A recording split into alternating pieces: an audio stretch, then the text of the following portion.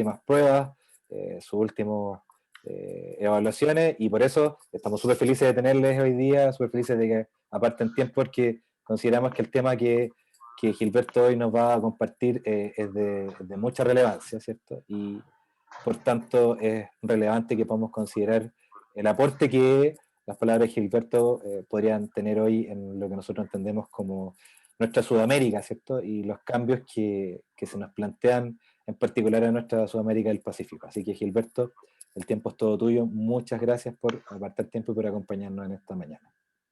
Sí, muchas gracias. Quiero una vez más agradecer a las autoridades de la Universidad de Valparaíso, sede de Santiago, el campus que está en San Miguel, al que le tengo mucho cariño además porque como ya he dicho muchas veces fue mi colegio, entonces ir a ese campus es como todo el raconto hacia otra etapa muy querida de mi vida. Pero particularmente quiero agradecer a las autoridades bueno, de la carrera, que están hoy como Daniel Esteban Ferreira, Alexis Román y también al encargado de comunicaciones, don Felipe Insúa, a todos y a las estudiantes y los estudiantes que de alguna manera se han incorporado, también agradecerles su tiempo y presencia y espacio. Yo voy a intentar hablar algo así como 25 minutos, media hora, para que ojalá tengamos un espacio para debatir. Yo no quiero pasarme de eso.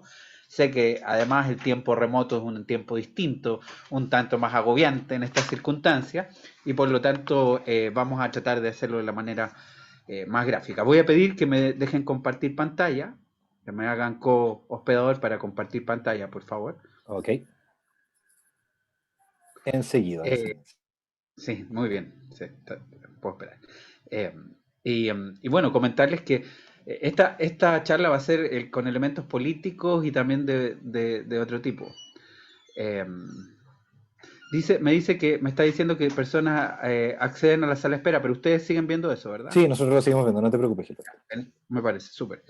Entonces, creo que ya puedo, así que paso a compartir pantalla.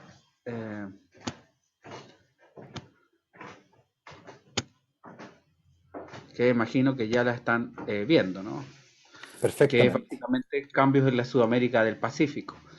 Y bueno, lo primero que hay que plantear es que estamos en un momento, una tesitura, es un momento, un punto de inflexión, que incluso podríamos decir que en América Latina comenzó antes, ¿ah? Porque la verdad es que la primera vez que hubo un enfrentamiento al orden de las cosas de posguerra fría en América Latina es aquel momento del Ejército Zapatista de Liberación Nacional, cuando el año 94 se da a conocer. ¿Ah? Entonces podríamos decir que América Latina es además del lugar más asolado por la pandemia, la verdad es que fue uno de los primeros lugares donde hubo viso de resistencia a el orden político y económico que significó la posguerra fría. Sin embargo, esos cambios, la manifestación global de esos cambios tomó mucho tiempo a nivel mundial.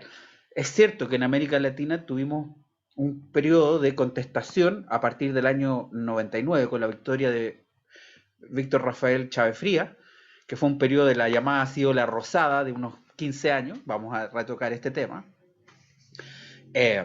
Pero ciertamente la ola rosada nunca tuvo una plena extensión a toda Latinoamérica. Siempre fue, si bien hubo países muy importantes comprometidos como Brasil, la verdad es que nunca hubo una extensión completa.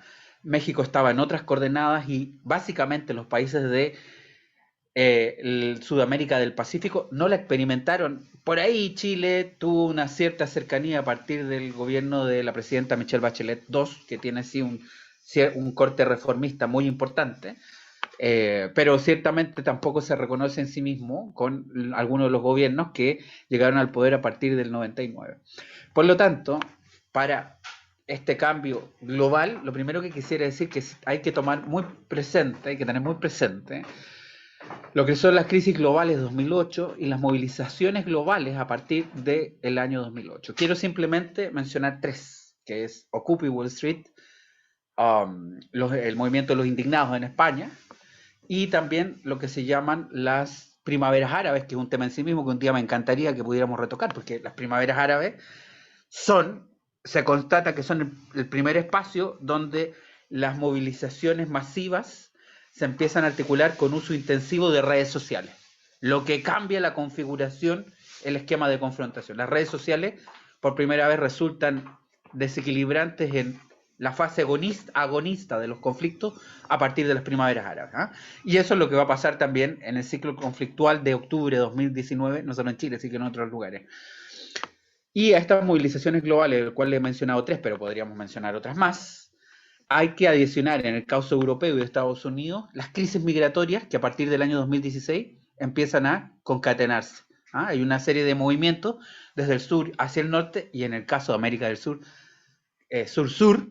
Entonces tenemos movilizaciones sur-norte, que son las que venían plasmándose hace algunos años, pero también tenemos movilizaciones sur-sur como las de venezolanos hacia el sur, que empiezan también a incorporar un contingente humano que precisamente escapa de situaciones de crisis humanitarias para realojarse en distintos espacios. Y en este contexto es que aparece lo que se llama el trilema de Rodrik, ¿ah? Muy conocido, el trilema de Rodrik, que este profesor de origen turco, afincado en Estados Unidos, en MIT, si mal no recuerdo, quizás estoy confundiendo, pero él es muy, muy relevante porque plantea este gráfico, dice, el problema que tuvimos con la posguerra fría, con el modelo de posguerra fría, es que se articulaba en torno a tres supuestos. Uno, la hiperglobalización con desdibujamiento de las fronteras nacionales.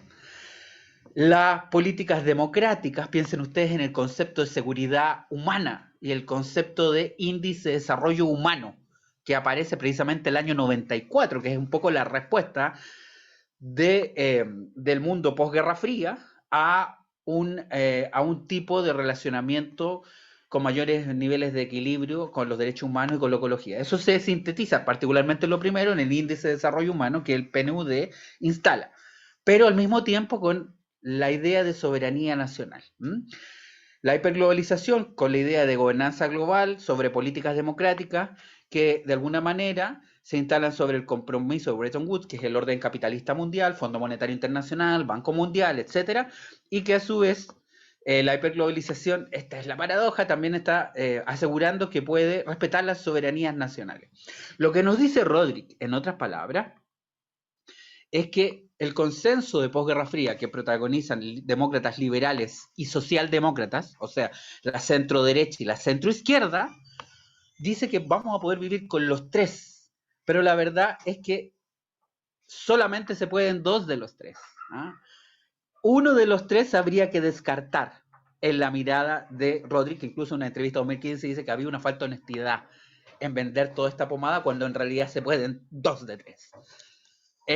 Y claro, si ahora nos vamos a América Latina, en base a los datos del Latinobarómetro, vamos a ver un importante descenso de respaldo a la democracia. Es decir, hay una tercera ola democratizadora a nivel global, nos dice Huntington, un neoconservador, ¿eh? No neoliberal, neoconservador. Yo ya ahora empezar a hacer algunas distinciones. Un neoconservador como Sam Huntington nos dice en la tercera ola democratizadora de que ha habido un momento, un punto de inflexión hacia los 90, donde América Latina, entre los 80 y 90, termina recuperando sus regímenes civiles de corte electoral, vamos a ser más precisos. ¿Eh?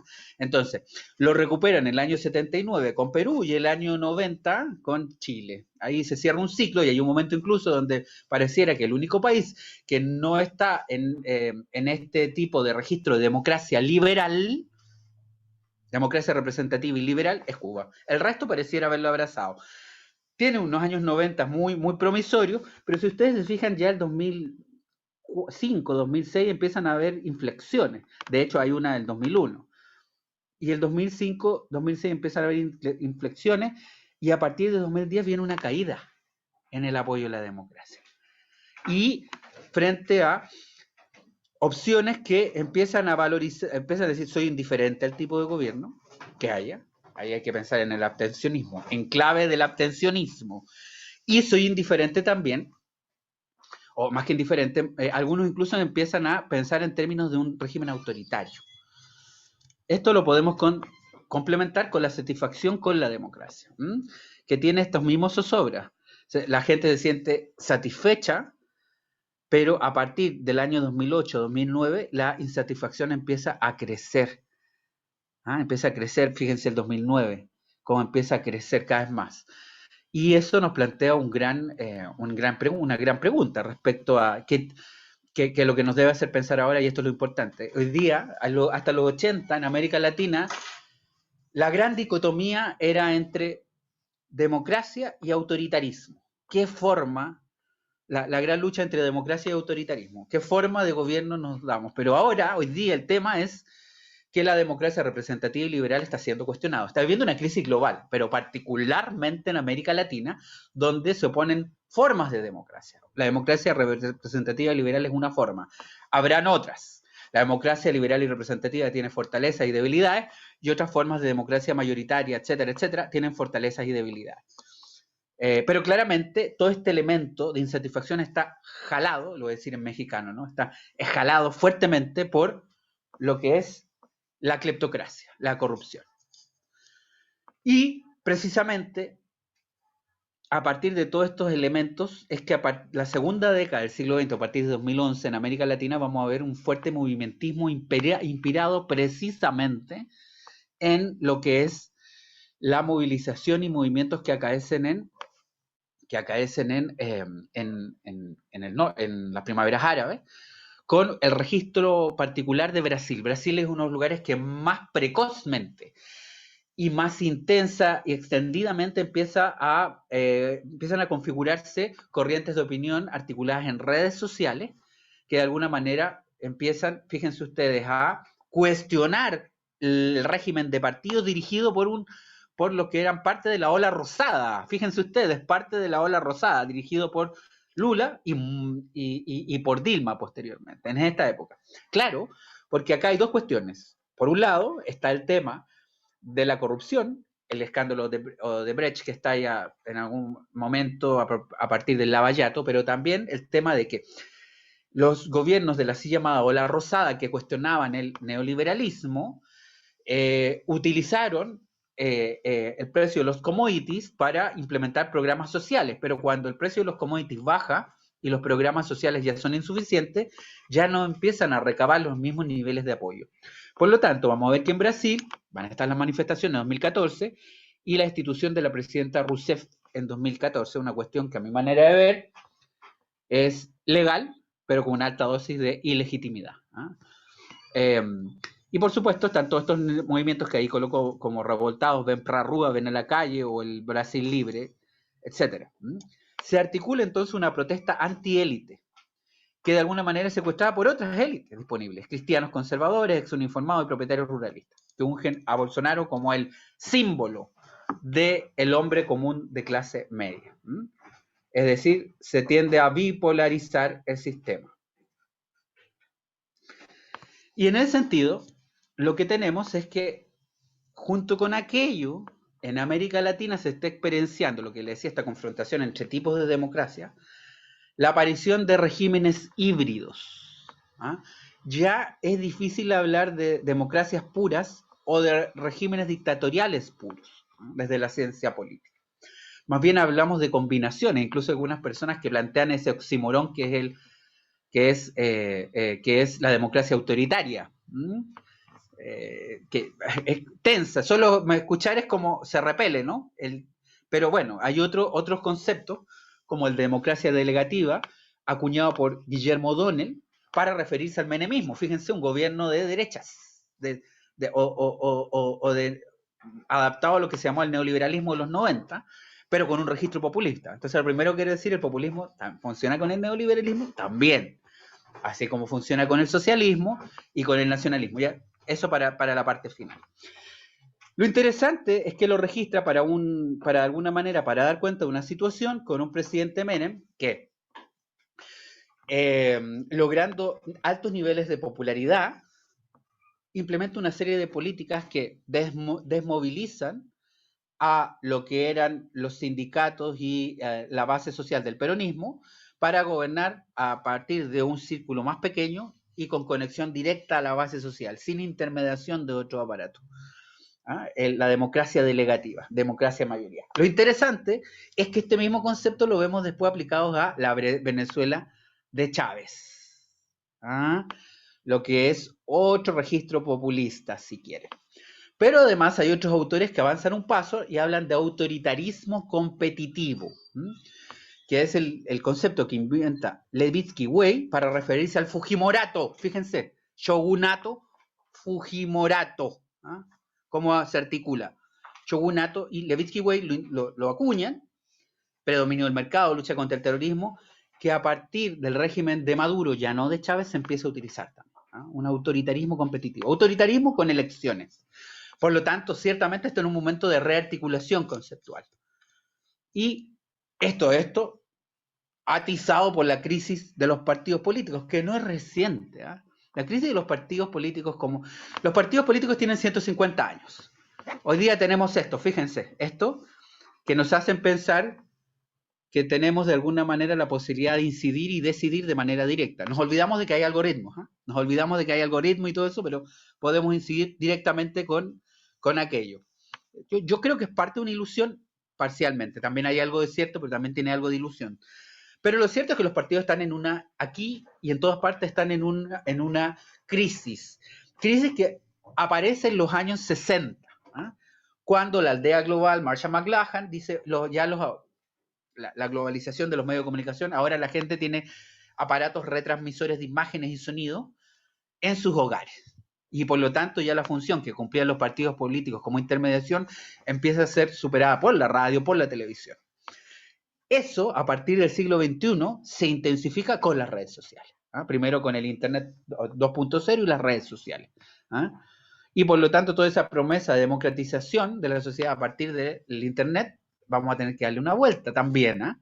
Pero ciertamente tiene un nivel de incidencia de las democracias súper importante. Entre otras cosas, y acá yo voy a una feminista notable como la Nancy Fraser, que dice, el problema es que estamos en un ciberespacio post-westfaliano.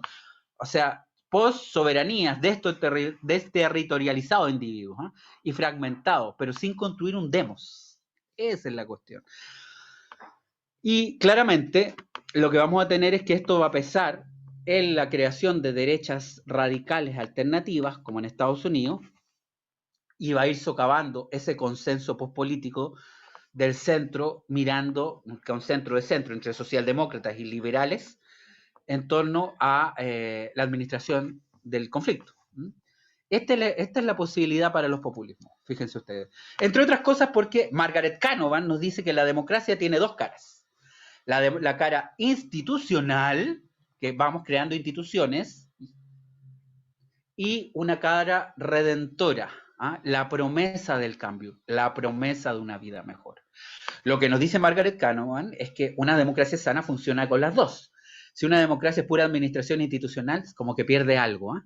Pero cuando es pura redención, se llama populismo, para Margaret Canavan. ¿Eh? Cuando es puro sueño y sin instituciones, se llama populismo. Hago un bypasseo a las instituciones. Y acá voy a ir a otra autora, como verán, para mí las que me dan más ideas son las politólogas, ¿eh? Politólogas y filósofas, definitivamente, ¿no? La Chantal Mouffe, la viuda de Laclau, que es el gran acuñador del concepto populismo, que tiene unas ideas propias súper interesantes, o incluso diría yo, tan interesantes como la de su su esposo fallecido, que es que lo que nos dice es que hubo un consenso postpolítico que de alguna manera inhibió el conflicto y se basó básicamente en el acuerdo y la arquitectura de acuerdo. Por lo tanto, lo que ella plantea es recuperar el conflicto.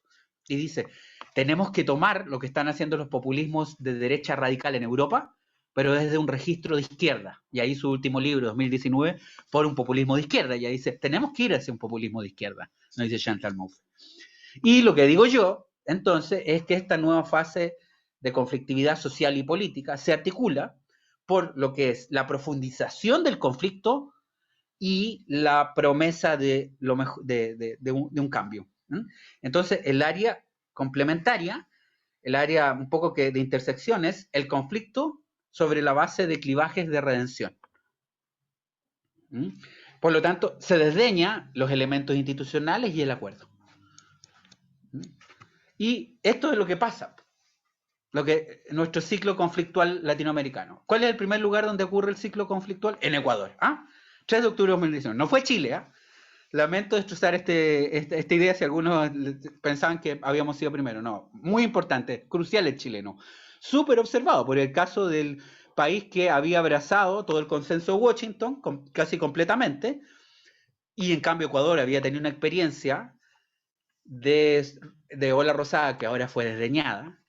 Así que hay que mirar todo esto, ¿no? Cómo las sociedades van cambiando, ¿no? Pero claramente el 1 del 3 de octubre de 2019, como a propósito de un alza en los impuestos sobre los hidrocarburos, se levanta el movimiento social, particularmente los indígenas, y al final el presidente tiene que ser llevado de Quito a Guayaquil, 3 de octubre de 2019. Después Chile, 18 de octubre de 2019. Colombia, con dos fases, 21 de noviembre de 2019 y 27 de abril de 2021. La actual, acaban de conmemorar anteayer los dos meses. ¿Mm? Y Perú con el 10 de noviembre de 2020 por la crisis sucesoria de Vizcarra. ¿Qué es lo interesante de estos países que he visto? Ecuador, Chile, Colombia, Perú. Bueno, a excepción de Ecuador, no fueron parte de la ola rosada. ¿Eh? Ni Chile, ni Colombia, ni Perú. Lo que había era una predominancia del ordoliberalismo. Perdonen, yo desecho el concepto neo y prefiero el concepto Foucaultiano. Ordoliberalismo, porque el neo a veces se abusa mucho, ¿eh? Se estira un poquito el concepto, más de la cuenta. Y, por supuesto, la disputa por la hegemonía.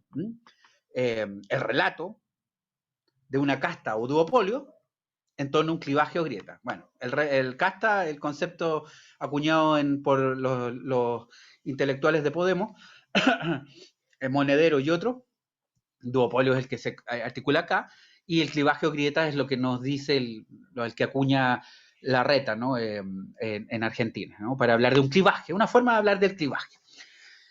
Y lo que pasa es que a partir de esto empiezan a entrar en cuestionamiento también los modelos de cooperación, de integración y los modelos de desarrollo. La Comunidad Andina de Naciones, la Alianza del Pacífico y el Grupo de Lima, que es de concertación política en torno al tema de Venezuela. ¿Ah? En torno al tema de Venezuela. Y entonces acá quiero ver brevemente, voy a tratar de ser muy breve, los despliegues en algunos de los países. Me voy a referir más a Perú y a Chile y decir algunas cosas de lo otro. En Perú tenemos que en un escenario de alta fragmentación, con 17 de la oferta presidencial, 17 candidatos y candidatas que compitieron, pasan a una segunda vuelta que se termina polarizando. Se termina polarizando. Con un programa Perú Libre que contiene elementos que apuntan, por un lado, a la presencia de registros utópicos andinos, es decir, milenarismo andino, pero también un programa de modernización socialista en clave de ola rosada de la nueva izquierda. Yo me leí el programa de Perú Libre, que no escribió, hay un tema que habría que analizar. El programa de Perú Libre no participó el candidato. Entonces, más bien, no es el programa que redactó la gente de Castillo, sino que es el de Cerrón. Ahí tenemos todo un tema. Pero frente a un programa de Keiko que es más de lo mismo, que es el sistema inaugurado por su padre en el 93, que lo que intenta hacer es hacerlo funcionar mejor, mejorando las capacidades del Estado para llegar a todas partes. A ver, lo voy a decir bien claro, es un momento populista. Un momento populista que yo voy a acudir a la conceptualización de Laclau, o sea, mis voces no son necesariamente conservadoras, Laclau conservador no es, pero también la de Mood y Rovira, que son holandés y chileno, que hablan de una idea delgada. Es decir, el populismo es un estilo y una idea, un estilo para configurar el sujeto popular y la élite, pero también es una idea que rodea a una ideología nuclear. La ideología nuclear puede ser el socialismo, puede ser el nacionalismo de derecha, puede ser el neoliberalismo, etc. Si me piden nombre de los tres, puedo dar de los tres a nivel global. Pero esta idea tiene dos componentes, esta idea que lo rodea. Es antiélite, crea una élite, o sea, designa quiénes son la élite y quiénes no lo son, y es antipluralista. Es decir, cuando digo antipluralista, no es necesariamente que tiene una visión, no. Ven el mundo en dos, buenos y malos. Y claramente, si utilizo esta mirada del Mood y Rovira, les quiero decir que lo primero que quiero constatar es que el populismo no es necesariamente negativo, para que entiendan que esto tampoco es una declamación en contra del populismo. El populismo tiene aspectos positivos, muchas veces puede ser solo negativo, pero también puede ser positivo y con algunas dosis de negatividad. Esta calificación, ¿a qué va? A que hay procesos populistas como el europeo, con una alta dosis de exclusión a los migrantes o a los descendientes de migrantes, y hay procesos populistas como algunos, no todos, latinoamericanos, donde la inclusión ha sido la tónica. En América Latina hay procesos populistas que han sido de exclusión o de persecución, por parte, por ejemplo, del madurismo, pero también hay procesos que incluyeron en algún momento una gran cantidad de población, como el caso de Bolivia. ¿Ah? Entonces, lo primero que quiero decir es, de hecho, en este cuadro, lo que dice es que es un cuadro en dos sentidos: populismos que contribuyen a la democratización del proceso y otros que desdemocratizan el proceso. Tenemos para ambos, ¿no? El caso del peronismo es claro, y claro, si sigo hablando, ya me quedan algo así como 10 minutos como máximo, así que voy a tratar de sintetizar. Entonces, el gobierno de Castillo recoge aspectos seleccionados de la cultura de resistencia aborigen, desde Velasco a Alvarado, para justificar una diagnosis política y antisistema y antipartido. Antisistema y antipartido, originalmente esta tendencia, pero tiene que ir dentro de Perú Libre. Este registro también estuvo presente antes, en el etnonacionalismo de Ollanta Humala.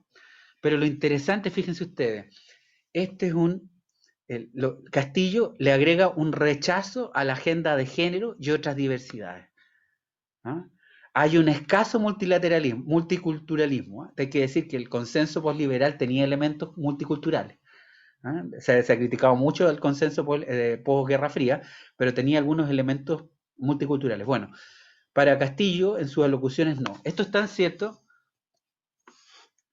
que les puedo decir que básicamente, acá me voy a adelantar, quizá, pucha, me adelanté mucho, hizo un compromiso, cuando pasó segunda vuelta, hizo un compromiso con la candidata de la izquierda, Verónica Mendoza, que es el 5 de mayo, donde dice, va a matizar sus dichos, ¿no? La derrota a la pandemia, la convocatoria de la Asamblea Constituyente, pero dentro del marco jurídico, dejar la presidencia el 28 de julio, no obstaculizar el trabajo de la justicia, respeto a los tratados internacionales en materia de derechos humanos, les voy a decir por qué, y fortalecer la democracia, garantizar la libertad a través de algunas instituciones.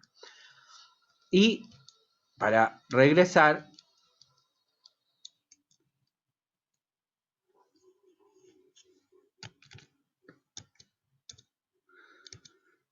bueno, decir que efectivamente lo que hace Castillo es actualizar el rechazo de sectores que acumulen bienes o que viven conforme a las reglas pauteadas del exterior, ¿no? Demanda de justicia social para los que menos tienen materialmente y que viven en la miseria, pero no necesariamente para los que son discriminados en sus valores o prácticas identitarias modernas. Es decir, el tema de la diversidad de orientación sexual en Castillo no estaba. No está, de hecho no está.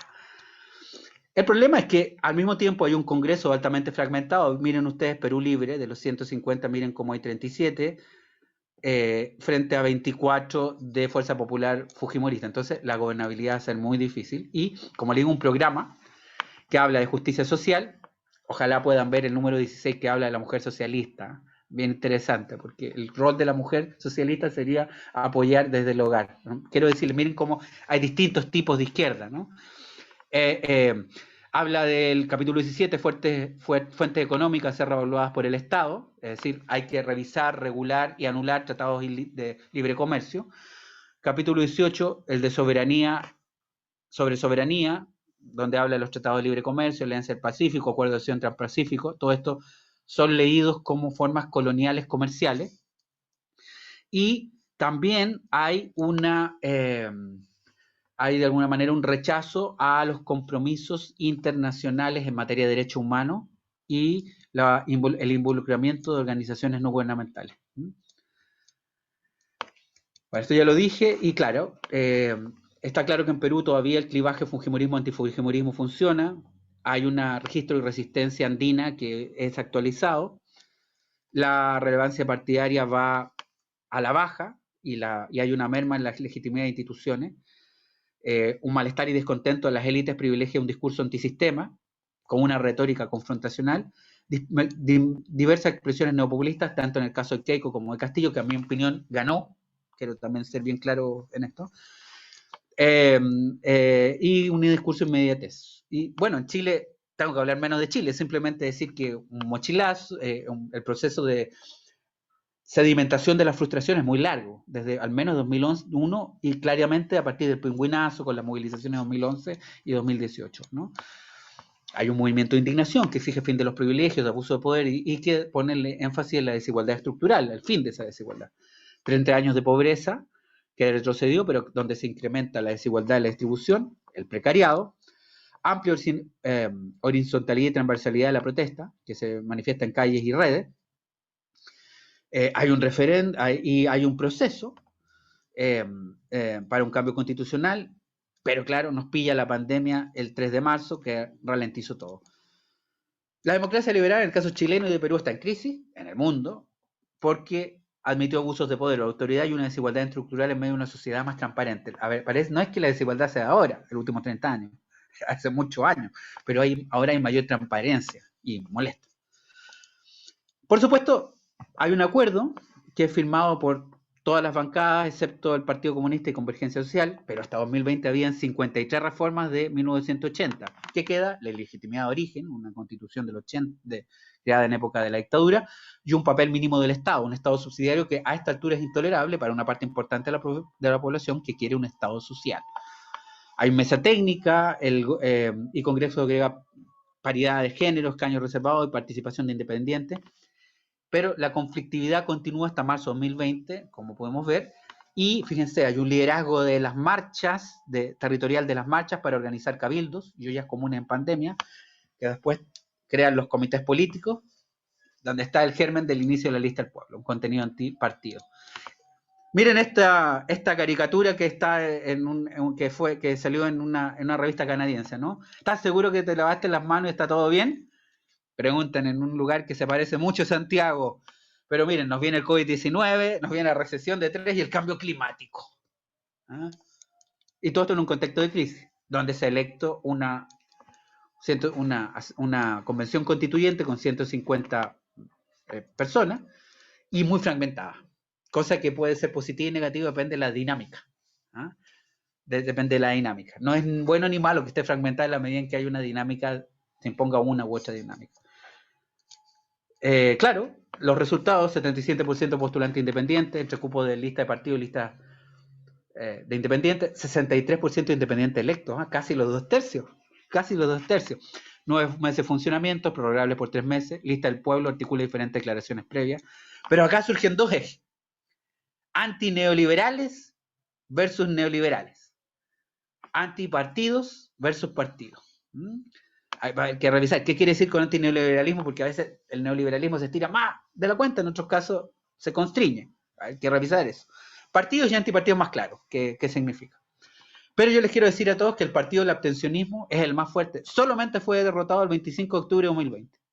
Es la única, en los últimos ciclos que hemos tenido elecciones, donde el partido del abstencionismo fue menor a las personas que participaron en el plebiscito de octubre. Es un 51 y fracción por ciento.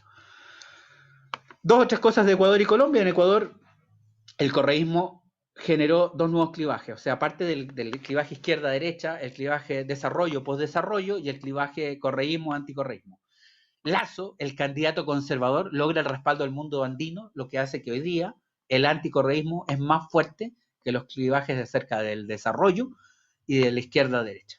No digo que hayan desaparecido, digo que se impuso ese clivaje. Y en Colombia estamos asistiendo a la bancarrota del uribismo y el fin del ciclo de Teleces. Lo han dicho muy claro. ¿Eh? En Colombia se aclavó también el ciclo de Teleces. La protesta en la calle continúa, represión alcanza mayores cotas regionales, desabastecimiento en ciertas áreas, Cauca, Cali, enfrentamiento entre civiles. Opción Petro, por primera vez Gustavo Petro, un candidato de la izquierda, algo muy raro en Colombia, tiene opciones de llegar a la presidencia. Lo que sí está claro que el fin del ciclo ideológico antes predominante, el ciclo ideológico del así llamado neoliberalismo, pero no del populismo. ¿Eh? Hay una oportunidad para el populismo. ¿Cuál es el tema con el populismo? Ya dije, puede ser incluyente o excluyente. El tema es que, ya sea incluyente o excluyente, lo que hace es fortalecer al poder presidencial. Generalmente el populismo lo hace. ¿Ah? Y eso hay que entenderlo. Se concentra el poder con el populismo. Eso para los excluyentes y los incluyentes. Y eso es que también hay que darle una vuelta. Desde luego hay una revisión de la estrategia de desarrollo cimentada en aperturismo hacia el exterior, en todos estos casos, y de aperturismo al exterior con sello comercial, y lo que esto ha producido, esta serie de cambios, de estallidos y cambios, es que en la Sudamérica del Pacífico nos estamos mirando. Chile mira a Perú respecto a qué está pasando en contextos de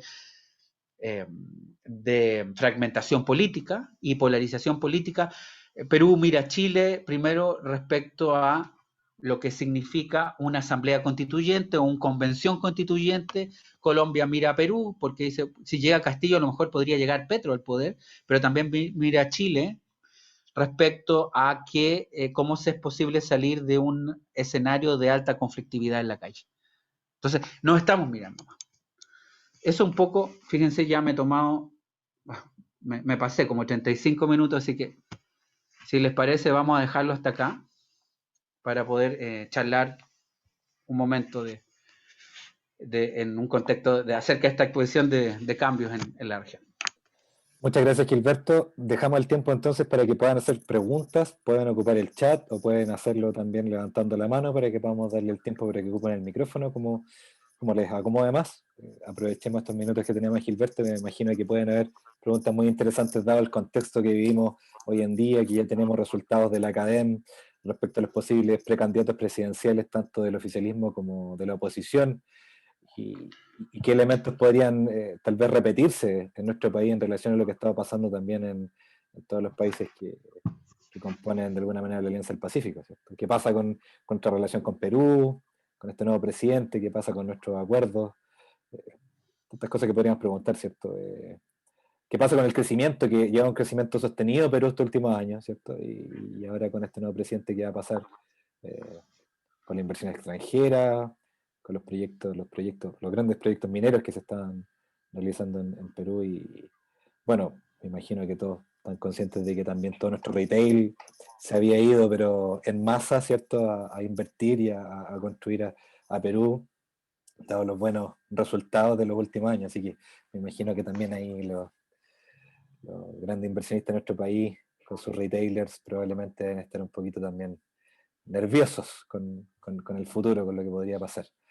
Quien quiera comentar, quien quiera dar su opinión, por favor, le invitamos, ya sea a través del chat o pueden levantar su mano y podemos entonces dar el espacio para que puedan ocupar el micrófono.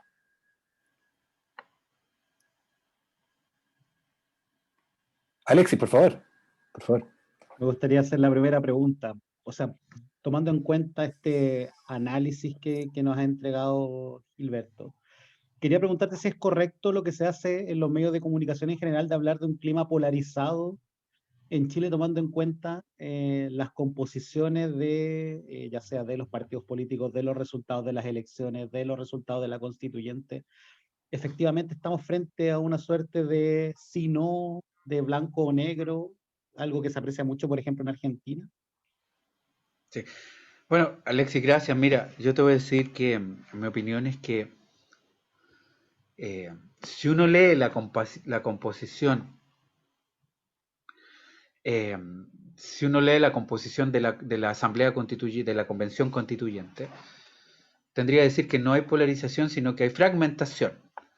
Si uno lee también antes de la Convención Constituyente el resultado del plebiscito del 25 de octubre de 2020, tendría que concluir de que no hay polarización, que la polarización es de la élite, porque el 80% del país quiere cambio y lo quiso de esta manera. Entonces yo te diría lo siguiente, vamos a cambiar, ¿eh? Eso yo lo veo inevitable. El tema es qué tipo de cambio vamos a hacer. Vamos a cambiar y el tema es qué tipo de cambio vamos a hacer. Entonces, como te digo, es que probablemente lo que se van a confrontar son formas de mirar la democracia. Lo que ocurre es que discursos populistas de uno y otro lado, y de centro, si quieres agregar, nos van a decir probablemente que estamos en una lucha entre el bien y el mal. Pero yo digo que en cambio lo que vamos a tener es que hay una gran cantidad de personas que quieren cambio. La forma del cambio y la profundidad del cambio es lo que podemos tener diferencia. Y eso nos puede llevar a un escenario que, aunque no hay polarización respecto de la necesidad de los cambios, yo mismo me inserto en ese grupo, ¿eh? Es necesario hacer cambios, ¿eh? Porque hay una cosa que se llama el pacto social, y por supuesto no puede estar un grupo de personas gobernando sin el consentimiento de las bases mínimos, ¿eh? Entonces van a haber cambios. Pero Lo que puede ocurrir es un escenario a la peruana. No me gusta esto de lo que se llama pensar a Perú como farandulización de la política. No, no. La farandulización de la política se llama así, farandulización de la política, ¿no? Pero sí, Perú nos muestra un caso de una oferta en primera vuelta de 17 candidaturas, donde pasan dos, donde se enfrentan entre buenos y malos. Mira, yo te digo, para el feminismo, que es una corriente tan importante en nuestros días, una cosa que nos aporta, como nos hace ser una mejor humanidad, en mi opinión, voy a sacar de lado los feminismos, los punitivistas, que son una parte nomás, pero el feminismo con toda su importancia, para a una persona que lea el programa de Perú Libre, se asusta. Te das cuenta y dice, chuta, pero acá no hay nada de eso recogido. Es más de puro conservantismo. ¿Te das cuenta? Entonces, ¿qué quiero decirte con esto? Que probablemente estas dos candidaturas tenían muchas cosas que repensar, pero son leídas como oferta polar. Y al final la ciudadanía se divide. Entonces yo te digo, de octubre del 2020 está claro que no está polarizado el país. La fragmentación habla de que hay más de una mirada y el consenso es que todo el mundo quiere cambio. Los que están en contra de los partidos políticos, los que están en contra del neoliberalismo, los que piensan que es necesario el liberalismo, no el neoliberalismo, sino que resguardar ciertas libertades. Pero todo el mundo, la gran parte del país está consciente de cambio. Pero el tipo de cambio nos puede hacer entrar en un discurso que haga leer el país en bueno y malo. Y si eso pasa a segunda vuelta, podemos terminar en caso Perú. ¿Cuánto llevan? Ya casi un mes y no se colocan de acuerdo, no termina la Junta Nacional Electoral de fallar. En mi opinión, ganó Castillo.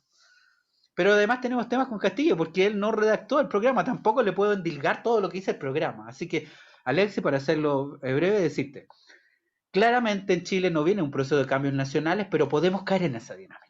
Entonces hay que, en mi opinión, cuidar también el diálogo cívico. El diálogo también es parte de la democracia, incluso entre diferentes. Y a veces lo que me preocupa es que observo posiciones maximalistas que no quieren conversar. Y eso me parece que puede afectar la calidad y textura de la convivencia. Veo que hay algunas preguntas, Alberto, si les sí, parece. vamos a ir ordenando entonces las preguntas. La primera dice, que es de Claudia Maldonado, dice, ¿crees que la situación que está sucediendo en Perú, las elecciones en particular, ¿cierto?, afecte las elecciones chilenas? Bueno, en parte lo he respondido. Creo que es un escenario que hay que mirar porque, aunque te insisto, no detecto que venimos de un mundo de bipolaridad, veo que venimos de un mundo donde todo el mundo quiere cambio y quiere cambio, eso sí, con distinta intensidad y además muchas veces con estilos diferentes, pero si se empieza a satanizar, los mismos que quieren cambios y que se empiezan a satanizar, podríamos caer en una lógica de bipolaridad y desencuentro. Lo de Perú está bien delicado, ¿eh? Porque se están pidiendo en algunos casos, algunos congresistas electos están pidiendo la intervención. Y ya han llegado algunas cartas unas cartas al Comando Conjunto de las Fuerzas Armadas para que intervengan. Entonces, yo digo que la cosa se está poniendo muy compleja en Perú. Fíjense ustedes que Pedro Franque, el economista asesor de Castillo, ha salido a tranquilizar a los mercados diciendo que no hay expropiaciones por el momento. Y a mí me parece que quien ha ganado por 41.000 votos, en mi opinión, esto es un asunto de los peruanos y las peruanas, pero en mi opinión ganó Castillo. ¿Ah? El voto no es la democracia, pero es una parte bien importante. Condición necesaria, no condición suficiente. Podemos tener las mejores también de los derechos sociales, económicos, pero si las votaciones no se respetan, hay problemas. Así que pongamos el voto en su lugar, el rito electoral en su lugar. ¿Es la democracia? No. La democracia es muchas más cosas. Pero ¿funciona otro mundo sin respetar la votación? No. Así que pongamos las cosas en su lugar. Así que yo miro, Claudia, con toda atención y no descarto que se pueda dar un escenario similar. Ahora, los inversionistas chilenos, por las razones que ha dado el profesor Ferreira, están bien nerviosos. Pero la verdad es que estamos en un momento de incertidumbre global y probablemente las cosas van a ser redefinidas y ciertamente esto dentro de un rediseño no solamente que va a estar Perú, Chile también. La misma Alianza del Pacífico está en revisión. Está cumpliendo 10 años, se dan cuenta, 10 años de existencia por estos días y está siendo mirada para, de alguna manera, saber cómo va a reformularse o si acaso va a sobrevivir. Creo que un tipo de democracia directa. Sí. Eso, por favor. ¿Quieres leer tú? Sí. No, como tú quieras, como tú quieras. Bueno, yo no tengo, tal vez estoy un poco en la dinámica clase, pero Sí, verdad. está bien, Y claro, por favor. ¿cree que un tipo de democracia directa sea una buena inserción dentro de la sociedad chilena? Yo creo que hay que agregar elementos de democracia directa. Hay que agregarlos, que no es lo mismo que decir que todos los elementos de la democracia representativa deben ser derogados. Yo creo que una buena combinación de democracias representativas con plebiscitos en algunos casos y referendos revocatorios, es decir, con toda la opciones, instrumental de opciones que hablan de referendos aprobatorios y revocatorios, puede, para las autoridades después de un cierto tiempo, puede ser una medida positiva, o sea, una combinación de la democracia representativa liberal con elementos de democracia semidirecta y directa me parecería ideal. Ahora, pensar solo en métodos de democracia directa sin representación para sociedades altamente heterogéneas y con más de 10 millones de personas se hace complejo. Voy a decirlo de esa manera, se hace complejo. Tiene que haber una lógica donde ciertamente se amplíe el nivel de participación y con todos los otros cambios que educación cívica en los colegios, más filosofía en los colegios, claro, para hacer a las personas, para hacerlas libres hay que hacerlas más conscientes, en mi opinión.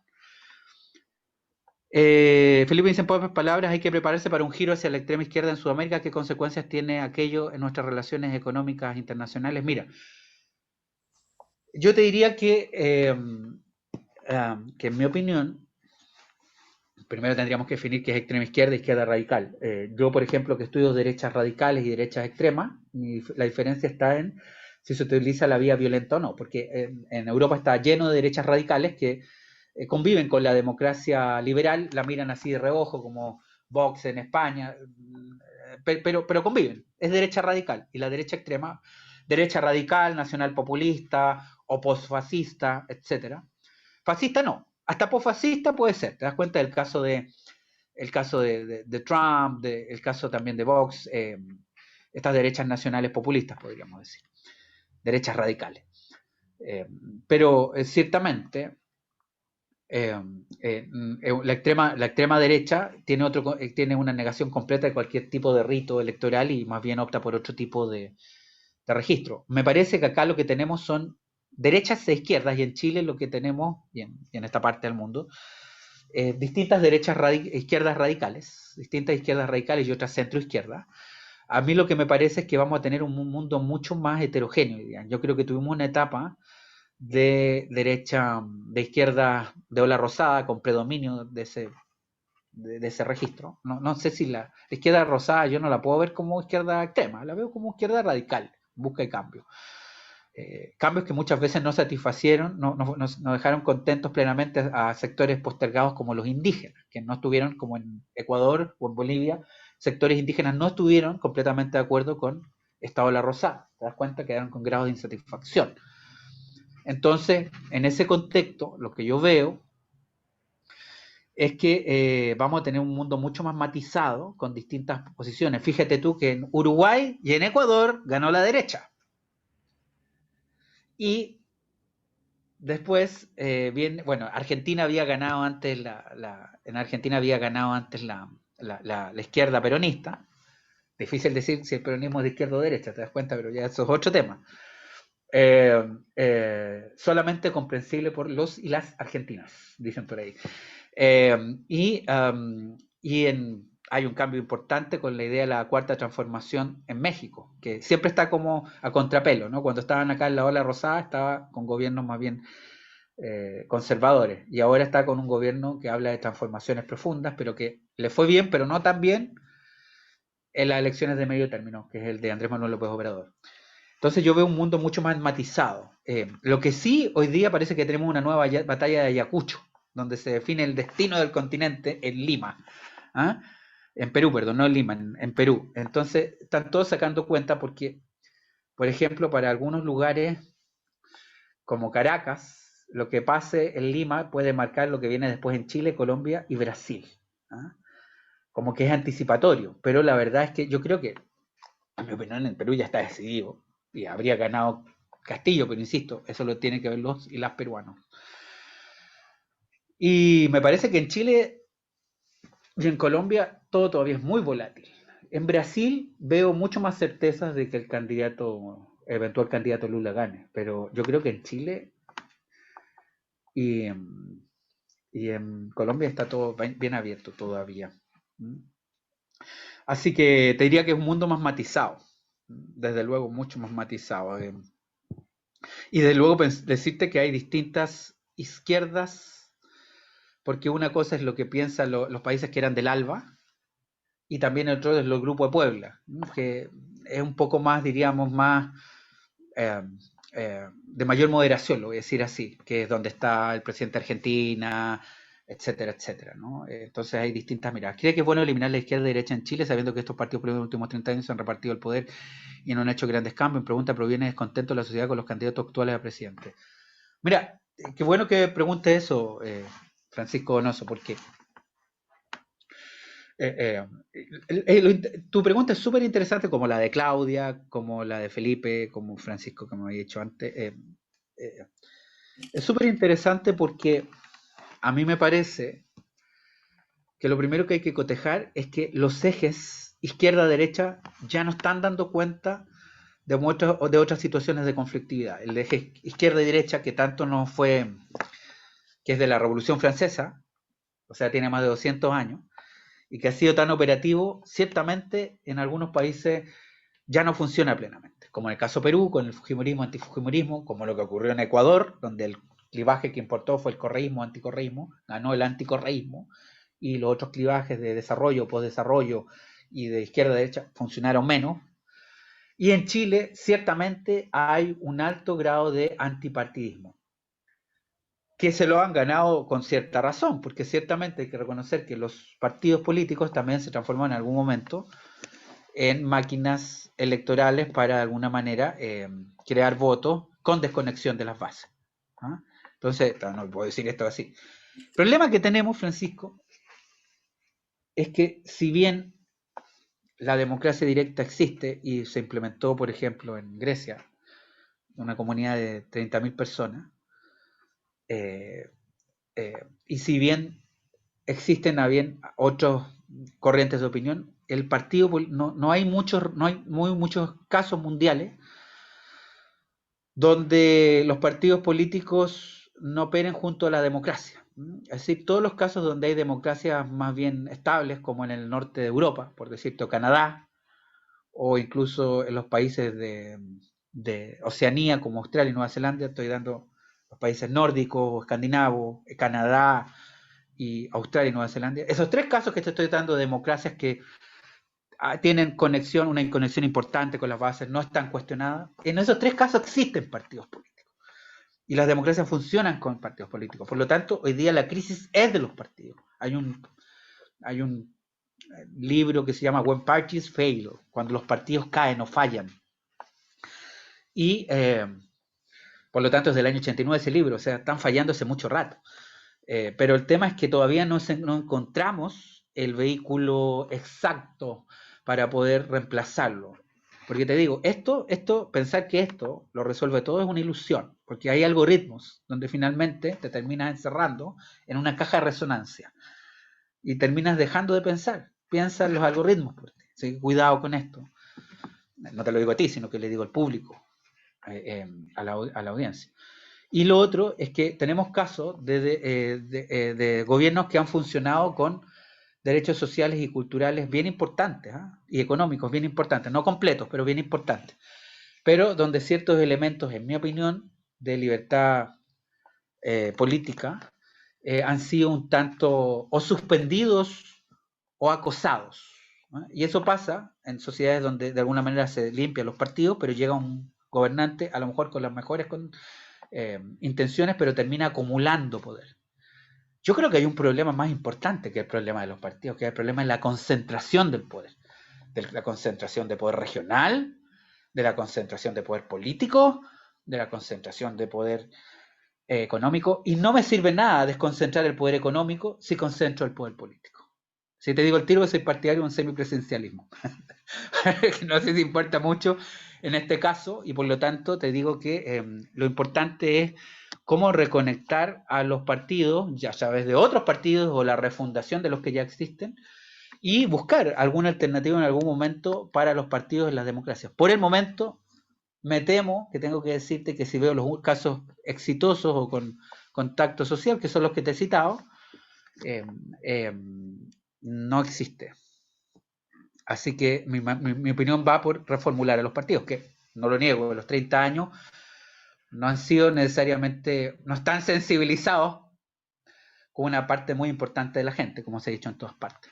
¿Cómo se puede resolver la crisis política sin destruir la economía de los países de esta región con recetas que no han funcionado nunca?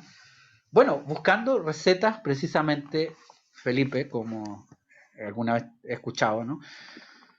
Donde tal vez volver a lo que se hizo en los años 60, a mí me parecería probar algo que ya está extra probado, ¿no? De mercados altamente proteccionistas, etcétera, etcétera. Tal vez yo creo que tenemos que ir hacia respuestas mixtas, que convienen lo mejor y lo peor. Yo creo que, fíjate que yo creo que ya he usado tanto, no voy a volverlo a mostrar el celular, un celular en condiciones de competitividad obviamente nos hace conseguir el celular mejor y más barato.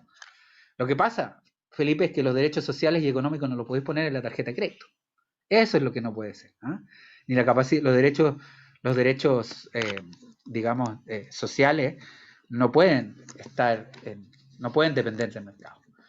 Y en el resto habrá otras cuestiones donde sí tendrá que depender del mercado. Para esto, en el caso chileno, habría que combinar el desarrollo también de nuevas tecnologías, ¿no?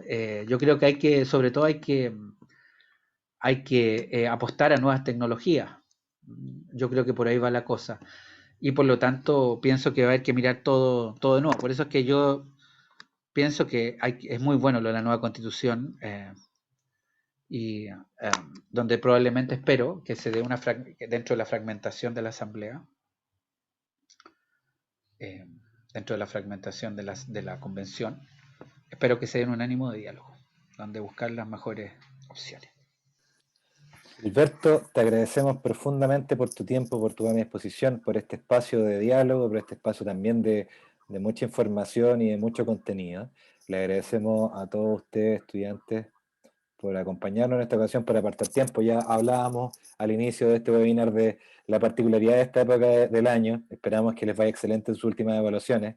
El mejor de los éxitos a Gilberto también en sus labores, revisando trabajo, entregas finales, pruebas y demás.